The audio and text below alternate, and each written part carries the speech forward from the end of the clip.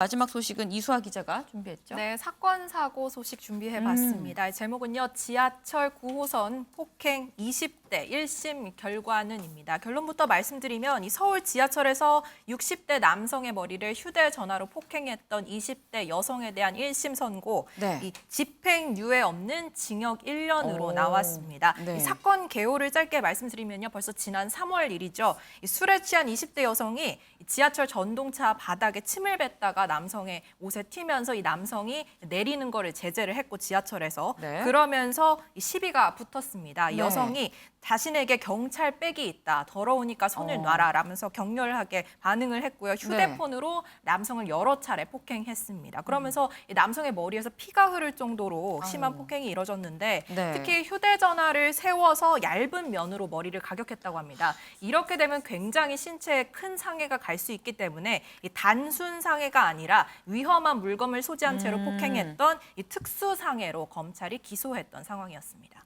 아니 그런데 저는 오늘 선고가 아니라 지난달 선고가 있었는 줄 알았었거든요. 네, 원래는 6월 8일 선고가 맞았습니다. 그런데 네. 이 여성이 과거 지하철에서 폭행한 사건이 또 나오면서 이 사건을 합병해서 네. 조금 더 심리가 변론이 이루어졌던 그랬군요. 거죠. 지난해 10월에 이번엔 1호선에서 비슷한 폭행 사건이 있었다고 하는데 네. 한 습객과 다투면서 이 머리에 음료를 붓고 또 가방으로 때리는 폭행을 한 것으로 전해집니다. 이 사건 역시 합의가 이루어지지 못했고요. 네. 재범이면 가중처벌이 가능하잖아요. 그런 만큼 이 사건 병합이 여성의 양형에는 좀 불리한 소식으로 들려왔었습니다. 네, 사실 양형의 초범이냐, 이 재범, 누범이냐 여부가 상당히 좀 중요한 포인트인데, 근데 이 여성은 대체 왜 이런 걸까 궁금합니다. 네, 일단 최후 진술에서 눈물까지 흘리면서 네. 본인의 좀 억울함을 호소하기도 억울함이요? 했다고 합니다. 예, 왕따 후유증 때문에 영향이 있었다라는 얘기를 한 건데요. 이 10여 년 전 왕따를 당하면서 상처를 많이 받았고 또 병원에서 간호조무사 실습을 하면서 노인들을 싫어하기 시작했다. 그래서 60대 남성을 때리는 것까지 갔다라는 취지로 발언을 한 것으로 알려지고 있습니다. 이 정신치료를 받지 못한 것을 후회한다고 말하기도 했는데요. 네. 그렇다면 이런 왕따나 정신치료 필요성이 감형 요소가 됐냐? 그 부분은 아직은 확실치 않은 것 같습니다. 이 법원 판결 내용을 보면요. 이런 우울증이나 왕따 경험에 대한 언급은 없었지만 다만 이 검찰이 2년을 분영했는데 법원이 1년만 네. 현재 선고를 한 상황이거든요. 네. 어느 정도 좀 정상 참작을 통한 감형이 있었던 게 아닌가 싶기는 합니다. 네. 피해자들한테 용서를 받지 못한 사정을 모두 고려해서 형을 정했다고 했는데 일단 검찰이 구형한 것보다 1년 정도 낮게 나온 거잖아요. 그래서 통상 구형보다는 선고가 좀 낮게 나오죠. 네, 그렇긴 한데요. 일단 현장에 있었던 기자들 사이에서는 네. 검찰의 항소 가능성도 있다. 뭐 이런 얘기가 나오긴 한다고 합니다.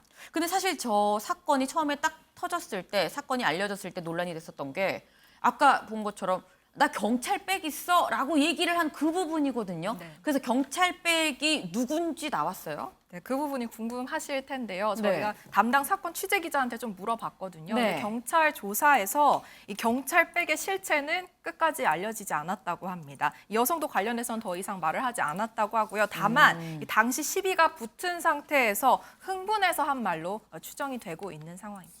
네, 김준일 대표님 예. 짧게 여쭤보겠습니다.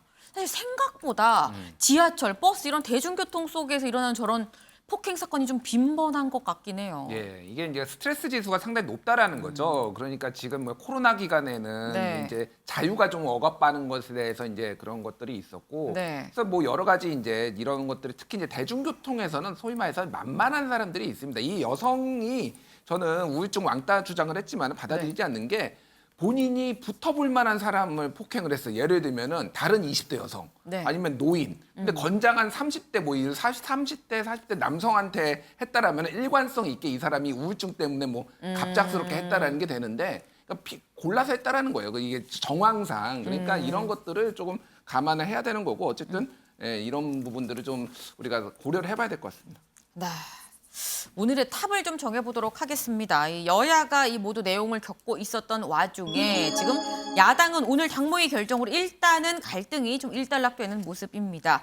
여당도 좀 하루빨리 내부 갈등을 수습해서 빨리 원구성 작업에 들어갈 수 있길 바라면서 오늘의 탑은 윤리위 하루 앞둔 이준석, 현재 심경은으로 결정하도록 하겠습니다.